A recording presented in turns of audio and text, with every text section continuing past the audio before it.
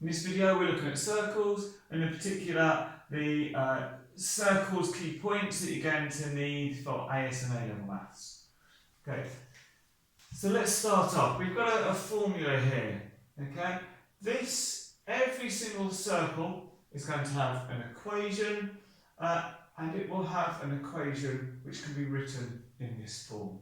Okay, so we have x minus x1 all of that squared plus y minus y1 all of that squared is equal to r squared. Okay, well, what does all of this mean? Okay, well, we've got a circle here. We've got it drawn on our x and y axes. C is our centre point, and that has coordinates x1, y1. So that's what these 6 points are. Okay, x and y are just the coordinates of any point on the circle. And r squared, well, r is the radius, which, as I'm sure you know, is the distance from the centre to the outside of the circumference of the circle. Okay, we're going to see how we can use this now over here. And this is a very typical question that you see at A-level. The circle has equation x squared plus y squared minus 6x minus 2y equals 15. And we're asked to find the radius and the coordinates of the centre of the circle. Okay, well, this doesn't look like this at the moment, but what we can do is try and rearrange it.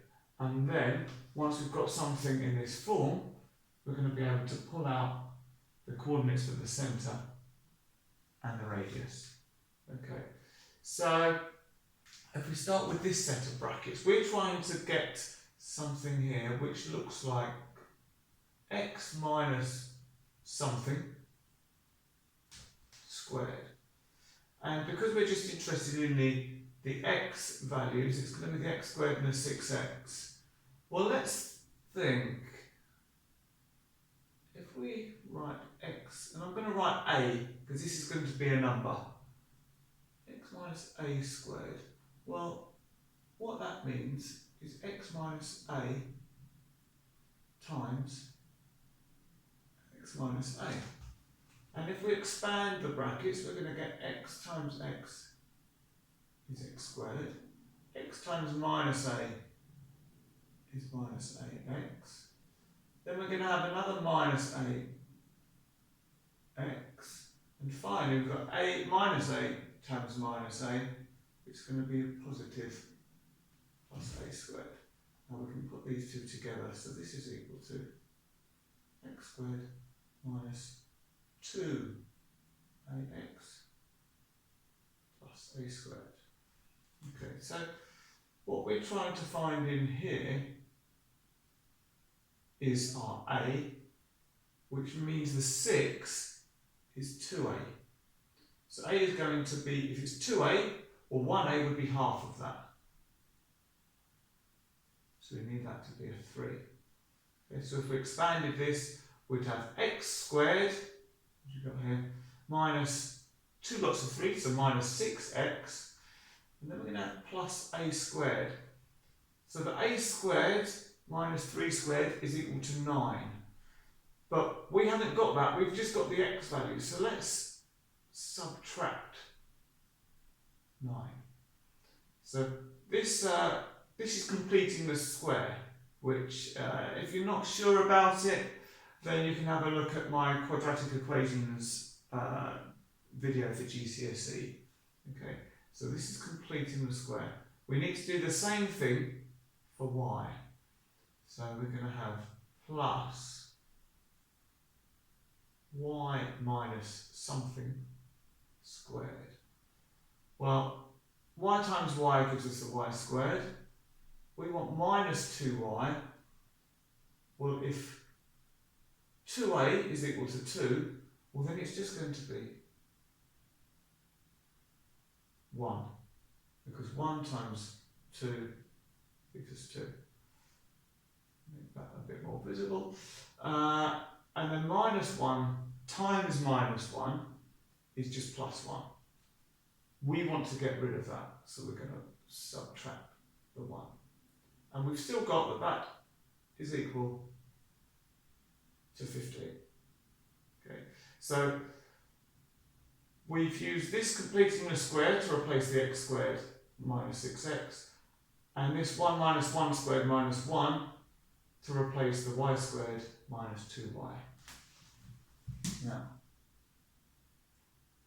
the x minus 3 squared bit is fine, because that looks like what we've already got up here.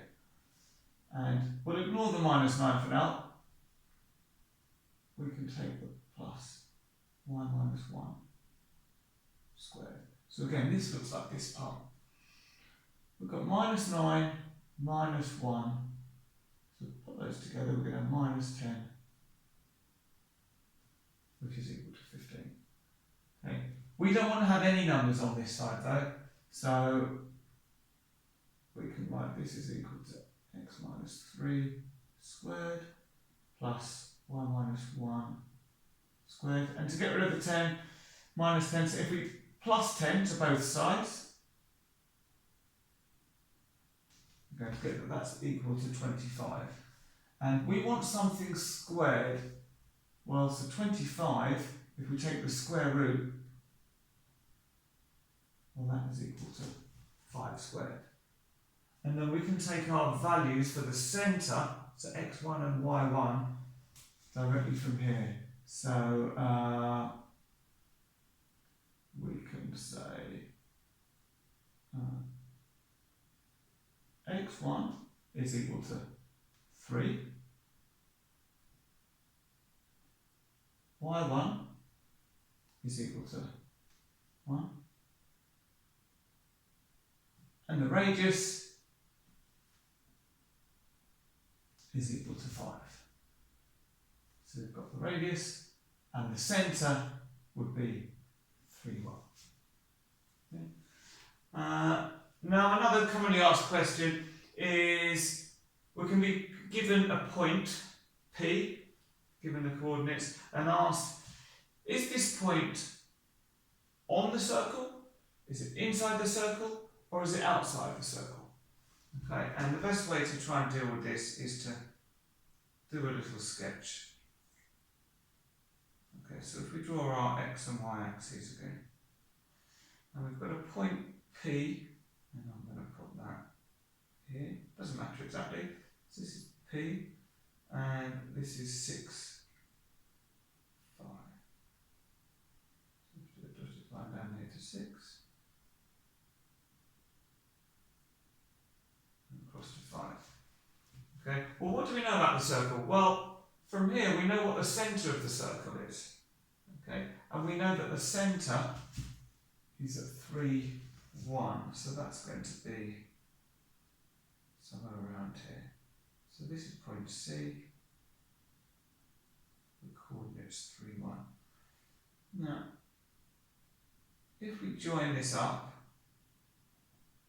well, we can see we've got a bit of a triangle formed here, and it's a right angle triangle.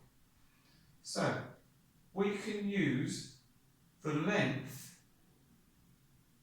of the line between the centre and point P to work, well, we can compare the length of this line to the radius. If this line is longer than the radius, well, then we know that P must be outside the circle. If this line is less than the radius, well, then we know that P must be inside the circle. And if this line is equal to the radius, well, then we know that P is on the circle. Okay, and as I've drawn this as a right angle triangle, we can use Pythagoras. So you might think, well, that's from GCSE, but we still use the skills that we learned from earlier levels in A level. So what we need to do first of all is work out these two sides of my triangle. So if we look at the y coordinates, this is 5, this is 1, so 5 take away 1 is 4.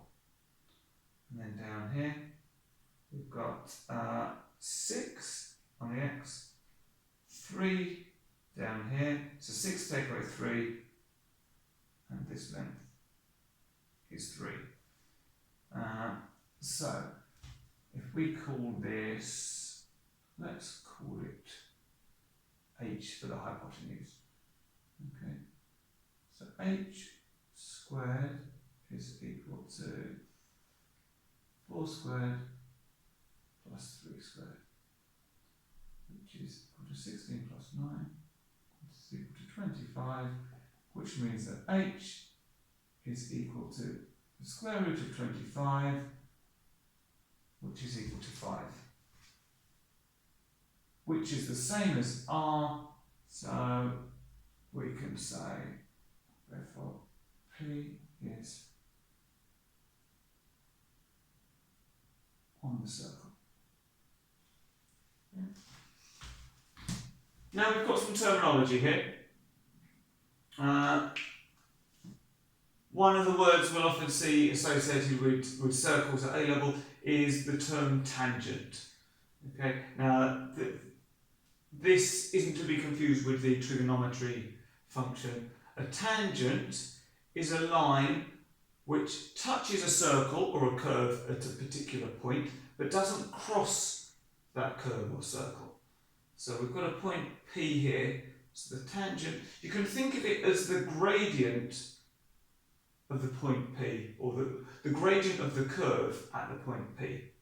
Okay, so this is our tangent. Okay. And then we also have a line which we call the normal, which is perpendicular to the tangent. And because it's perpendicular to the tangent, that means it must pass through the centre. Okay, so this is the normal. Okay, and we're asked to calculate the equation of the tangent at point P. So it's talking about calculate the equation of this line here. Right, now, first you might think, that feels like a big ask. But, well, we know the coordinates of C. So we know that this is 3, 1. And we also know the coordinates of P. And this was 6, 5. The tangent is a straight line. So we're going to end up with something that looks like this, our equation of a straight line. Y equals mx plus c, where m is the gradient and c is the y-intercept. Okay. Well, we don't know this gradient, but there is a good connection between the normal and the tangent. And that is that the gradient of the tangent, because it's perpendicular to the normal, it is the negative reciprocal of the normal. Negative reciprocal, the negative bit means minus, the reciprocal bit means 1 over. So if we can work out the gradient of the normal, we need to have 1 divided by that and put a minus sign in front. Okay, so how can we work out the gradient of the normal? Well, we can do something similar to here. The gradient is the change in the y-axis over the change in the x. And we know that this is 4 and this is 3. So the gradient of the normal at P is 4 divided by 3. So that means the gradient of the tangent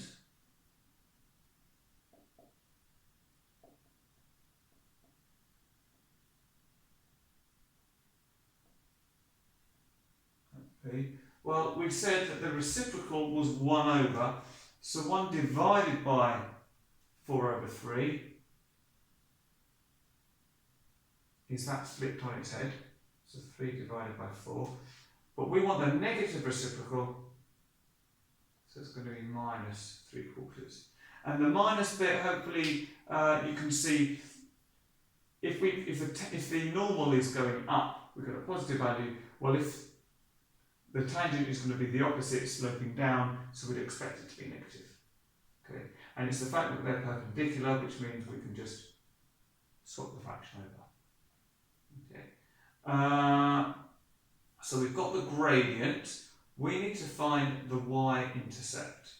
Okay, well, if we know that p has got an x value of 6, and for every one we move to the left, we're going to be going up 3/4. So if we move to 5, the y value is going to increase by 3/4. So we would have on here, this would be 5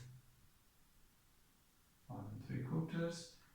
The next point up here would be 4 6.5, because we're adding 3/4.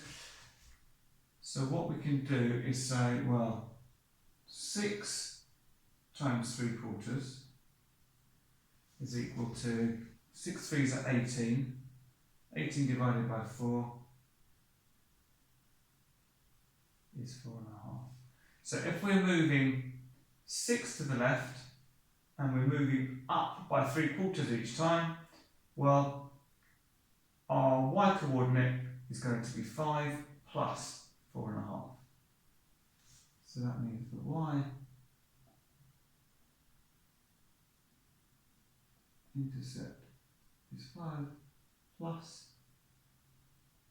4.5, which is equal to 9.5, or we can write it all in a fraction and write it as 19/2. So that means that we have got y is equal to minus 3/4 of x plus 19/2. Or if we want to tidy this all up, we can say, well, if we multiply everything by 4, we are going to get that 4y is equal to minus 3x plus 38. And this is our equation of the tangent. And all the questions you'll see in A level will be similar in theme to these type of questions, but if you can start off by getting your equation of a circle in this format, you know what the centre is, the coordinates of that, you've got the radius, you'll need to do a bit of algebraic manipulation, and you should be able to answer any question that they throw